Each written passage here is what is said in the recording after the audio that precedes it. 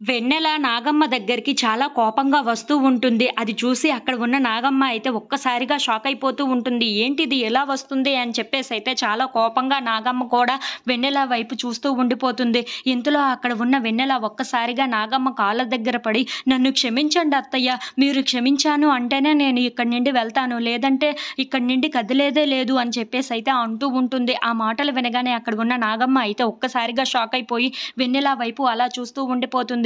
ఇంతలో అక్కడ ఉన్న వెన్నెల మాత్రం "నన్ను క్షమిస్తారు కదా అత్తయ్య" అని చెప్పేసైతే చాలా బ్రతిమలాడుతూ ఉంటుంది. ఆ మాటలు వినగానే ఇంట్లో ఉన్న వాళ్ళందరూ అయితే అక్కడికి వస్తూ ఉంటారు. అలా అక్కడ ఉన్న వెన్నెలని చూసి ఒక్కసారిగా షాక్ అయిపోతూ ఉంటారు. ఇంతలో శంకర్ అక్కడికి వచ్చి, "ఏంటి వెన్నెల ఇలా చేస్తుంది" అని చెప్పేసైతే అనుకుంటూ ఉంటాడు. ఇంతలో అక్కడ ఉన్న వెన్నెల మాత్రం, "అత్తయ్య మీరు నన్ను క్షమించండి. మీరు నమ్మినా నమ్మకపోయినా సరే నేను చాలా మారిపోయాను. మీ గురించి పూర్తిగా తెలుసుకున్నాను. మీరంటే ఏంటో నాకు బాగా అర్థమైంది. అందుకే నన్ను క్షమించమని నేను కోరుతున్నాను. నన్ను క్షమిస్తారు కదా అత్తయ్య" అని చెప్పేసైతే చాలా బ్రతిమలాడుతూ ఉంటుంది. ఆ మాటలు వినగానే అక్కడ ఉన్న నాగమ్మ మాత్రం, "ఏంటిది ఎలా ప్రవర్తిస్తుంది" అని చెప్పేసైతే అనుకుంటూ చాలా కోపంగా వెన్నెల వైపు చూస్తూ ఉంటుంది.